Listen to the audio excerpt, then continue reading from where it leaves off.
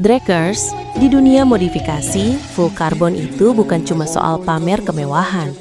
Ini soal material yang paling kuat, tapi butuh proses paling sabar buat jadi sempurna. Hampir 2 tahun ini gue merhatiin, ngebangun konsep full carbon itu persis kayak sebuah perjalanan. Ada masa curing atau penantian yang nggak bisa dipaksa. Kadang memori tentang setup body yang lama masih sering terlintas. Tapi kita tahu, material baru ini harus benar-benar matang biar nggak retak di tengah jalan. Keunggulannya, karbon itu makin ringan tapi makin kokoh. Seolah ngasih tahu kalau dalam kesendirian pun sebuah karakter tetap bisa tampil berkelas tanpa perlu banyak polesan. Nggak perlu buru-buru buat pamer hasil, yang penting seratnya rapi dan siap tempur lagi. Buat lo yang lagi nunggu project impian selesai, tetap sabar dan gaspol ya.